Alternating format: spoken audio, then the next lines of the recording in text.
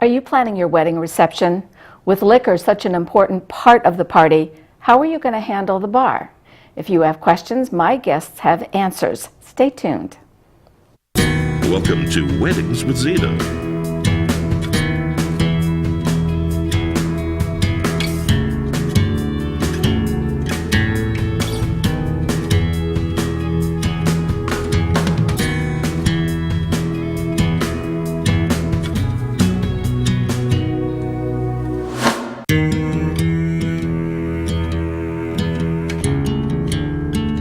Here's your host and producer, Zita Christian.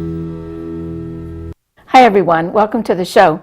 You know, earlier this year I attended a bridal expo in Hartford, and I met two gentlemen who own a company called Two Pour Guys, and the pour is spelled P-O-U-R, and I bet you can guess what kind of business they're in.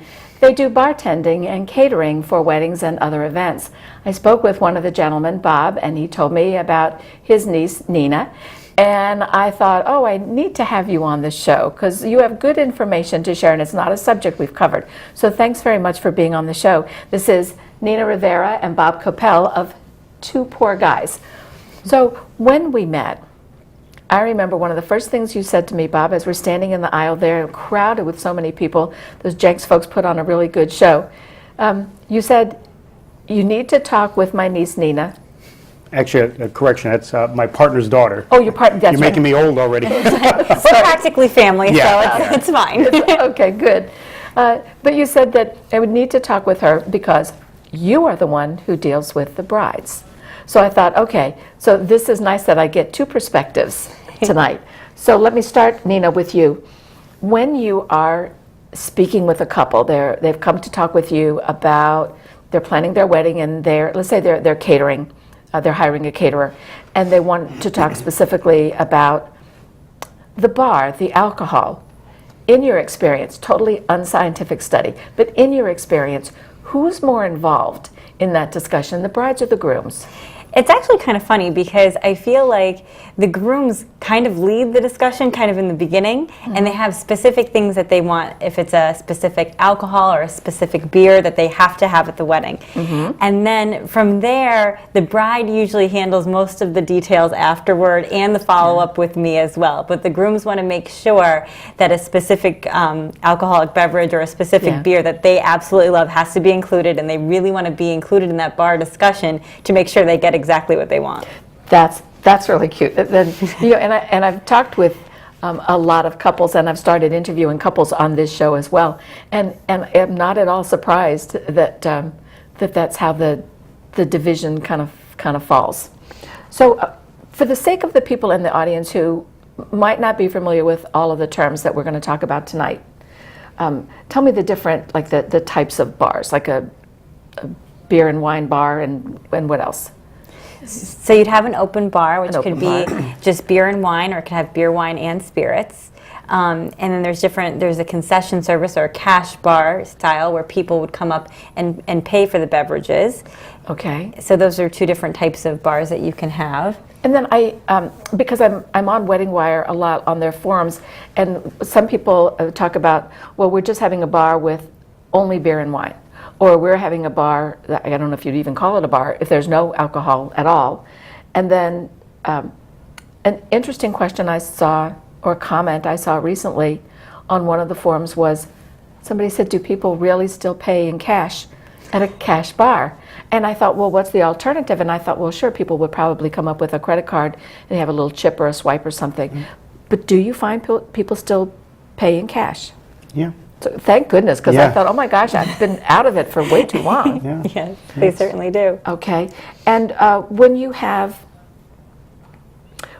things, water, soda, juice, is that usually complimentary, or is that something that's also cash? Correct. It's complimentary? included, yeah. Okay. I also wanted to mention too, just a couple nights ago, I was on Wedding Wire on one of the forums, and there were some particular discussions where couples who had been married, they're newlyweds now, they're giving advice to the people who are getting married. And I would say easily 40% or more said, be sure you have an open bar. And if I were to like search for that phrase in that form, and that form had hundreds of comments, open bar just would come up almost every other response. So that seems to be a really important aspect of a ceremony. And it occurred to me, I'm from the South, and in the South, all weddings would have an open bar. But I don't know if that's the case in New England. So is it? Are there regional differences? There can be. It's, typically we find that people from Massachusetts and Rhode Island are more often than not will expect a cash type bar versus an open bar. Connecticut, not as much, but since the economy turned back in 2009, give or take, there was more of a progression to a cash type bar, or where the bride and groom, let's say, will buy the first round, so to speak. So maybe an open cocktail hour, and then go, transition into a cash bar afterwards. So that's very interesting, and it reminds me of when my daughter and son-in-law got married almost 20 years ago. The wedding was in Rhode Island, and it was at a lovely little restaurant overlooking the water, and we had an open bar, and we didn't realize till about 80% of the way into the night that patrons on the other side of the little restaurant were coming into the bar at the wedding, because it was sort of announced out there that we're having an open bar. you had a very open bar, yeah. Open bar, yeah. Quite the party. Oh, absolutely. But then I also figured it is a small town. It's an area where I know my son-in-law has a lot of family, and I thought, well, it's nice energy for everybody in the area. You had a little more family that evening. Yes, we do. We had more family. That's a good way to look at it.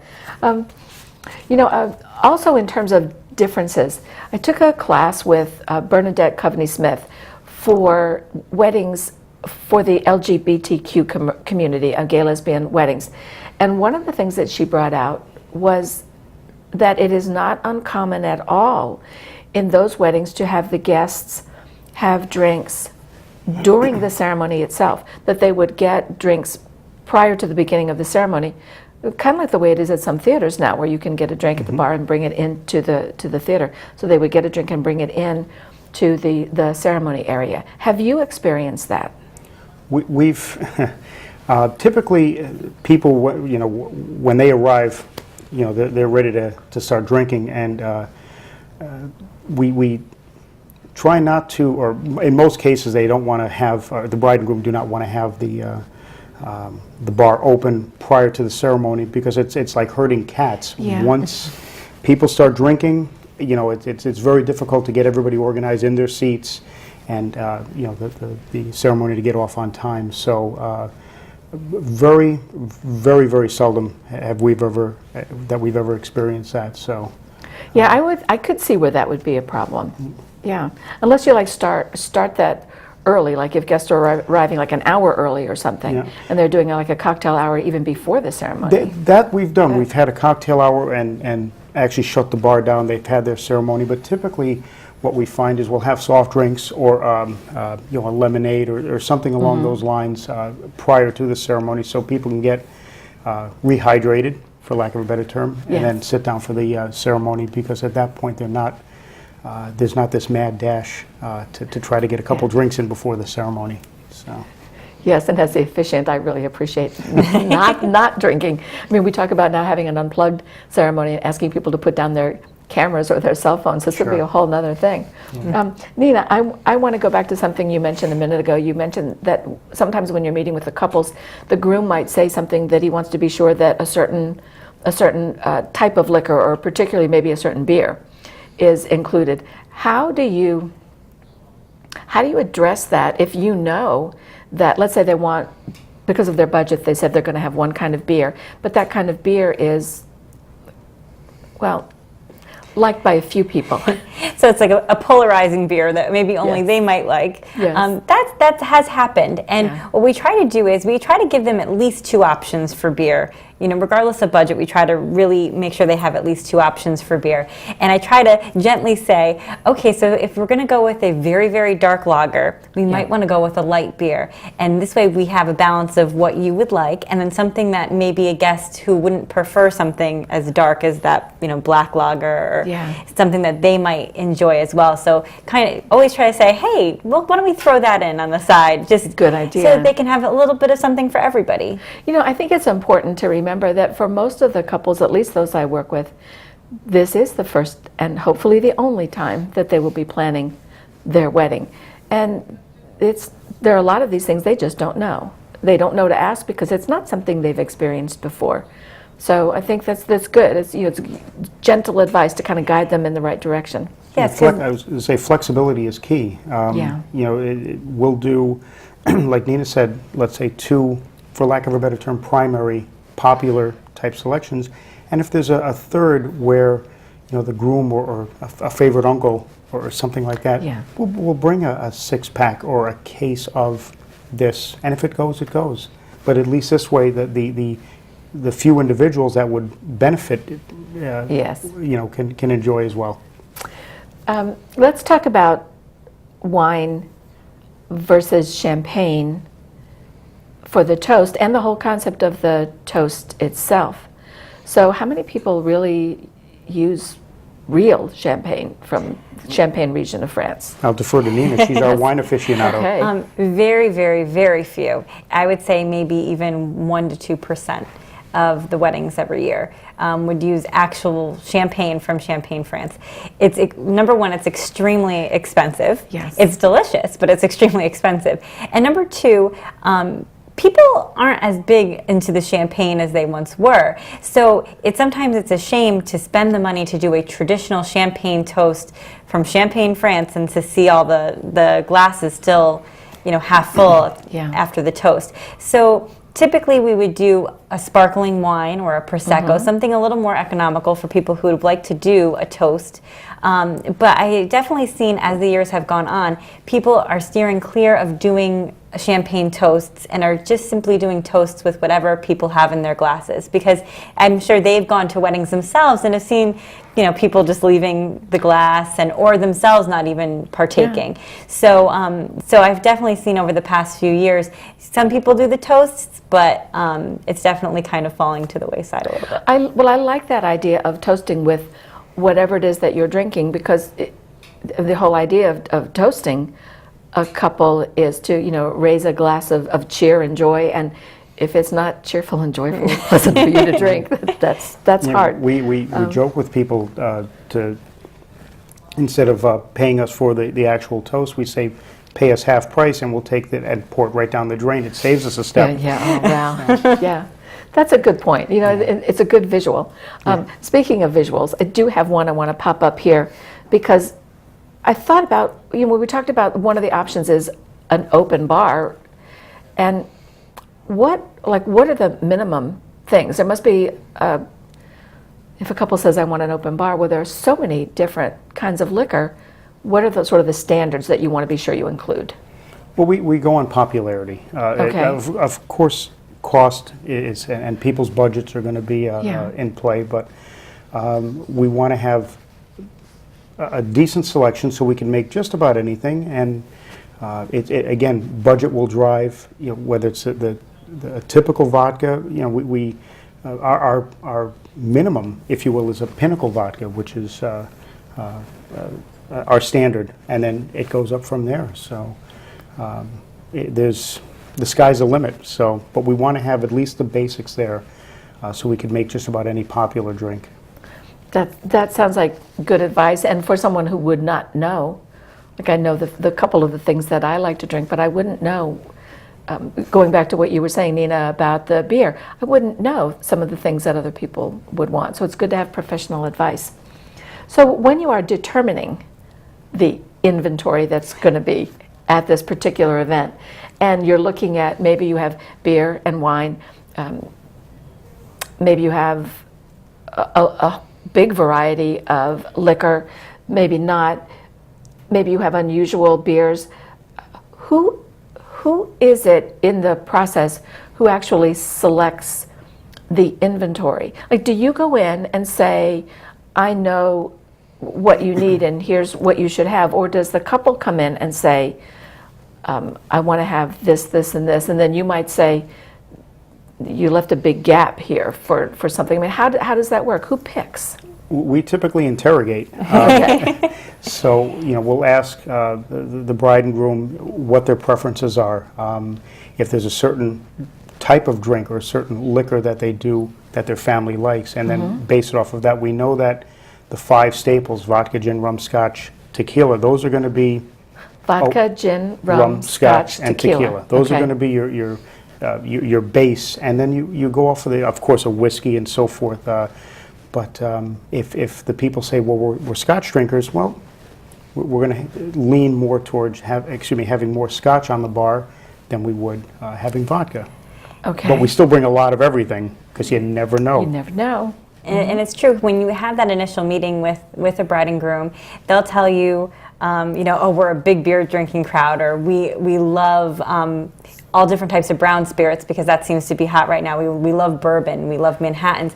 We really try to probe and get into, what they really enjoy, what their crowd really enjoys. So when we go to do the event, we make sure that, okay, this is a beer drinking crowd. We have plenty of beer, more than we'll ever need.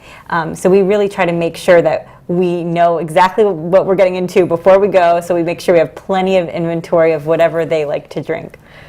Yeah, that's important. That's important. So even with the beer, or whatever the spirits are, then I was thinking, somebody has got to also bring and chop up all those little lemons and limes and those little cherries and maybe those little umbrellas. So you guys do that too? Oh, yeah, soup to nuts. Okay. Okay. Speaking of the and bringing the glasses as well, I was thinking about wine glasses. I look in my china cabinet. I have some wine glasses that are small, and I have some that have those beautiful big, bulbous bowls to them. So how do you, when you're trying to figure out how much to pour into a glass, I mean, is there some kind of a standard measurement that you go by? Typically a 4-ounce pour is what an average wine glass should be. Okay. Sometimes the glasses are very deceiving. If you're pouring into a really large glass, you have to be very conscious of the glass you're pouring into, because you don't want to give somebody too much in one serving. Yes. So if you have a large glass, you really have to say, okay, you pour it. Someone might be like, oh, that's a little glass of wine. You're like, but it's in a big glass. So you can always come up and have another glass of wine. Yes. But you try to keep it to a 4-ounce pour for the serving. Well, one more question then about the glasses themselves, because I'm also thinking about my china cabinet. If you've got 150, 200 guests, and they've all got some kind of a glass, pretty wine glass, and they're out dancing, has it ever happened in your experience that somebody breaks a glass? Yes, a lot. What do you Unfortunately. Well, it's actually a tough situation because usually a glass breaks on the dance floor at the worst possible time, because a glass breaks when everybody's partying and having a wonderful time, Yeah. and that's when a glass breaks because there's so many people on the dance floor. And so usually it kind of clears the dance floor, it has to get cleaned up. So sometimes brides and grooms will like to do like a plastic cup or an eco-friendly cup that doesn't break, so that doesn't happen at the wedding, because we have seen that, unfortunately, a number of times where a glass lands right on the floor.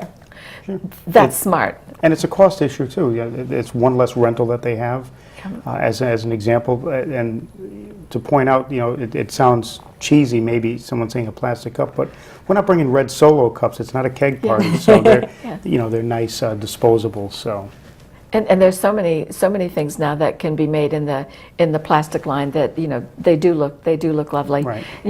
If you're just joining us now, this is Weddings with Zita, and my guests tonight are Nina Rivera and Bob Copell, and we are talking about bartending for any event, but particularly about weddings. What happens if? Oh, one more question about that. Those size of those wine glasses, because then it occurred to me: rustic wedding. Mason jar? Do you work with mason jars when you're bartending? We do, and a lot more lately. The rustic wedding has been a Yes. theme this year that people love, and I can think of a billion times where someone's like, "Can we use mason jars? We'll bring our own. Can we bring them?" And I'm always like, "Yes." And typically, mason jars are great for soda, lemonade, iced tea, and mixed drinks, and even a beer. You could pour a beer in a mason jar. Wine is a little tricky, though. I bet. Because the mason jar is so large, and to pour a 4-ounce portion of wine in the bottom of a mason jar can get a little tricky. So we would offer them a different option for wine. But mason jars are great for mixed drinks, soda, beer, anything like that, and they do offer that rustic ambiance that Yes. brides and grooms are looking for. Well, I also think too, if you're pouring 4 ounces of wine in a mason jar, and sure, you could say to the person, you can always come back and get something, get another drink. That leads me to the question, though, how many bartenders do you have, and how do you determine how many bartenders you should have at an event? Yeah, typically with any wedding, we're going to have a minimum of 2 bartenders. Okay. We don't like to walk into any surprises. If we forgot a lime or whatever the case Yeah. may be. If somebody has to do something, we don't want to obviously leave the bar unattended. So, but no, there's typically 2 bartenders as a minimum, and then it goes up from there depending on the actual size of the event. So. Speaking of the size of the event, we have another picture here, and this is a bar set up on a fireplace mantle. And when I saw that, I thought, is this like in a private home? Is this in, at an inn or something? And my question is, for a wedding that is set up in a place like this, where you're setting the bar up on the mantle, are there any particular considerations that you have to make or to deal with when you have a small space? Sometimes it can be challenging. Limited space, limited access. There are times where if we kind of barricade ourselves in, we better have everything ready to go and for a long period of time. Yeah. Otherwise, pardon me for a moment, and then you got to run out. It doesn't work. Yeah, you're always adapting, I guess, to the Right, space. right. One of the big things I wanted to talk with you about tonight, and unfortunately don't have a lot of time left, but that is that idea of a signature drink. And Nina, I know you had one at your own wedding. So talk to us a little about what is a signature drink and how is it created? So a signature drink is basically anything that the bride or groom would love to serve their guests, and it could be whether it's the hot drink of the moment. Mine was the mojito, which I know drove you crazy with all the limes and the mint, because back in 2008, mojitos were the hot drink. Yes. But it could also be something that just appeals to the bride and groom, like if the bride wants everything pink. The pink bridesmaid's dresses, pink flowers. She wants the signature drink to be pink. So it's by color. So it could be by maybe. color. It could be. It could have a theme, like if they're a sports fan, if they're a Red Sox fan or a Yankee fan, they might want a red drink or a blue drink. It could be something. If they want a drink named after themselves. We've had bride and grooms have 2 separate signature drinks, one that's the groom's drink, one that's the bride's drink. Okay. So it really can be anything from any preference they have or whatever's hot now, just trending in bars. Does it ever go wrong? I mean, is it ever like something that just really just doesn't taste so good? Yeah, we've had a few of those where Yeah. the bride and groom, let's say, vacation somewhere, and some of the alcohols may be very specific as far as taste is concerned, whether it's a mead or just I'm just grasping at things here, but it's an acquired taste for some of these alcohols, and some people they're mainstream. They don't want to go off the beaten path, so to speak. So Yeah, so it sits there. Is there any cost advantage for the couple, to have a signature drink? If they wanted to have alcohol at their wedding, like a liquor type, but they couldn't really afford to do a full standard bar, doing a beer and wine bar and adding a signature drink is a good way to provide liquor in some respect to your guests without doing a full bar. So it can be a cost savings if they want to use that plus beer and wine for their bar instead of doing a full standard bar to save some money. Oh, that's a good point. Couple nitty-gritty things. I know that with Two Poor Guys, that you are insured and you are licensed, and I also know that you've taken courses to kind of get into the psyche of what's going on with people drinking at a wedding. Talk to us a little bit about that, Bob. Well, we all of our staff, including myself, my partner John, and the rest of the gang, we every 3 years we go take tips training, which is kind of like a safe serve, and it's like you said, it relates to the psyche, watching people, because we do, as much as we want everybody to have a great time, including ourselves, we do have a responsibility, and it's very important to us. Our families are on the road, so Yes. this is we can. Anyone serving, not just myself, but anybody, we have a responsibility to make sure that people enjoy themselves and everybody gets home safely. I think that's really important. When you are providing a bar for an outside event, two pictures here of a portable bar, and I want to pop up the first one here.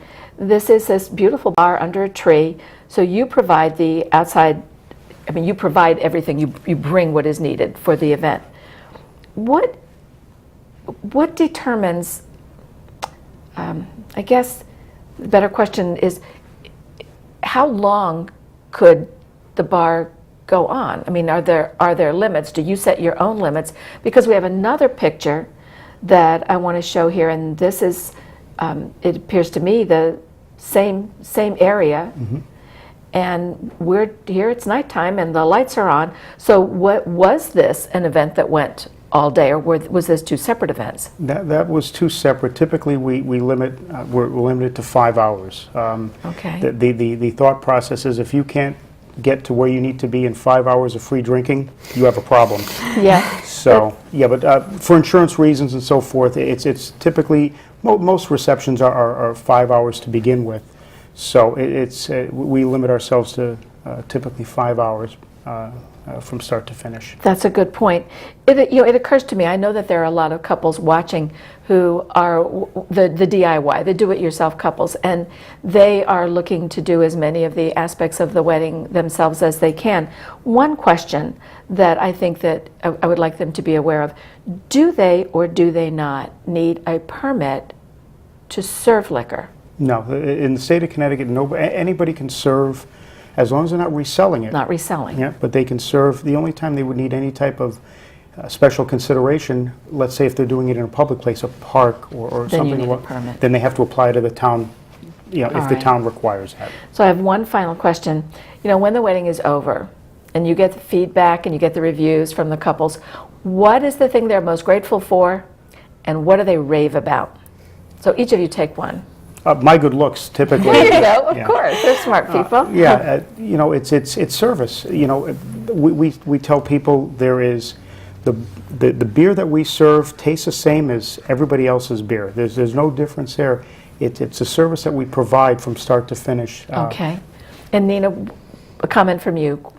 I think that people always say that your bartenders weren't just bartenders; they were like part of our family, part of our party. They were our friends, and I feel like we get so many referrals from our brides and grooms, and That speaks volumes. because they really felt like we were part of their wedding, and they remember us that way, and that's how we want to be remembered by them. Absolutely. So thank you both. This is Nina Rivera and Bob Copell from Two Poor Guys, and a lot of really good, helpful information. Thanks you for sharing that with us. Final thing I want to mention to you, obviously drink responsibly. As Bob was talking about, the responsibility for all of us. Want to make a big thank you to my guests for making the trip to be here. Also a thank you to my crew and to you in the viewing audience. I love this little quote from the very wise Dr. Seuss. You know you're in love when you can't fall asleep because reality is finally better than your dreams. So here's to your reality, and join us again next time. Thank you. Are you planning a wedding or renewing your vows? Let today's leading wedding vendors inspire and guide you. To learn about upcoming guests and join the discussion, like us on Facebook, Zita TV. Weddings with Zita is a program of Moon River Rituals. For more information, visit zitatv.com.